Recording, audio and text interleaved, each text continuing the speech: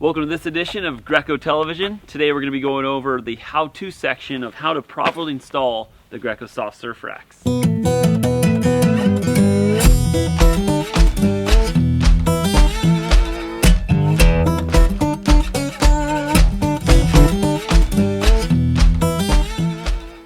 Greco Soft Surf Racks are rad. They come in stacks of 2, so that you can double stack the boards on each side.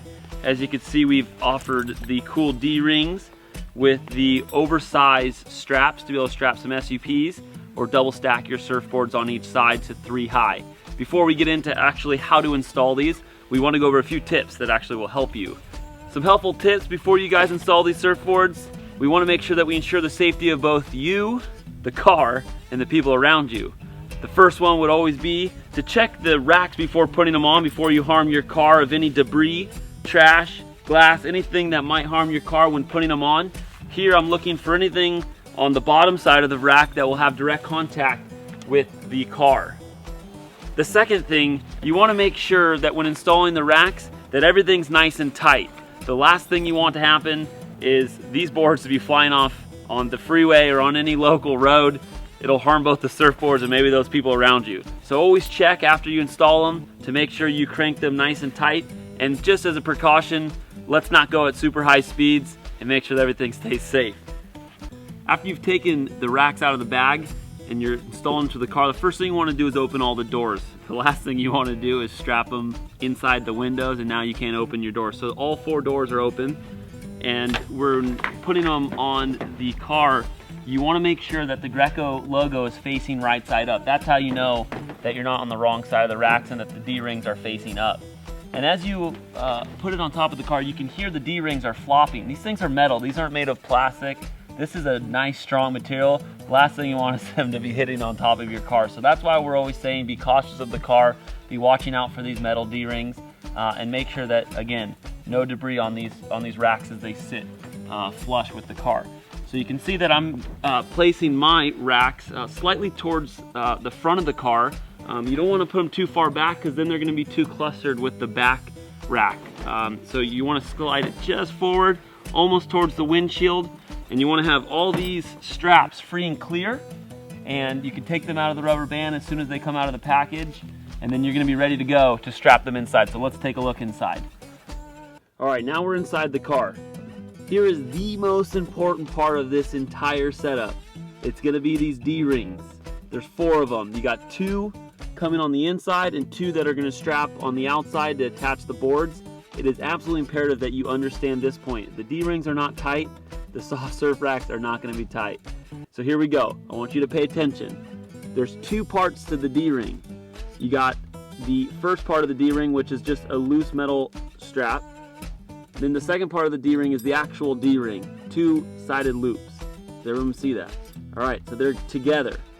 The first loose one is going to be the first part of the strap. You're gonna, when you're looping, you're gonna go through the loose one first. You see that? You're gonna go through both of them.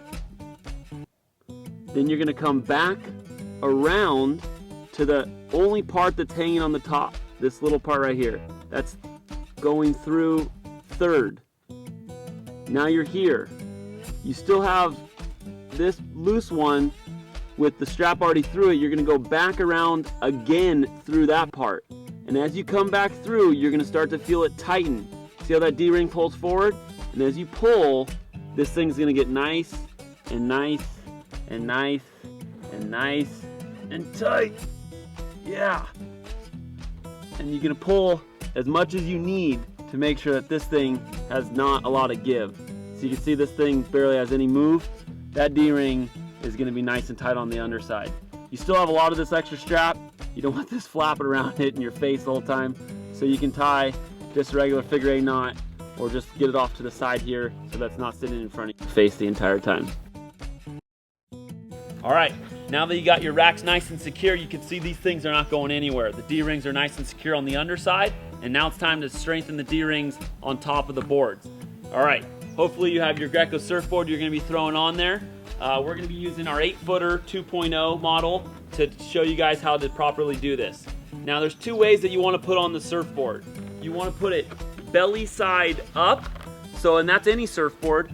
And you want to make sure the rocker is facing down. You can see how the nose of the board, which is the rocker, the incline, is going downward, so the trajectory of the wind is coming off of it. The second thing you want to do is make sure that the tail of the surfboard is at the front of the car, because there's not that much surface area here as opposed to your nose. So this is the way you want it. You want to push it slightly towards the back so that not too much is hanging over you so you can't see and your visual doesn't get compromised when you're driving. So here's how you want to be able to strap it. Now let me show you a quick tip before we start strapping these together. All right, now that we're going to be strapping these together, we're using our 2.0 model, as I mentioned, which is a foam surfboard. You can see that the rails can be compromised if you are strengthening the D-rings too much. So in any surfboard too, you don't want to be pressing on the resin or the fiberglass. You don't want to be putting holes in with the D-rings as well.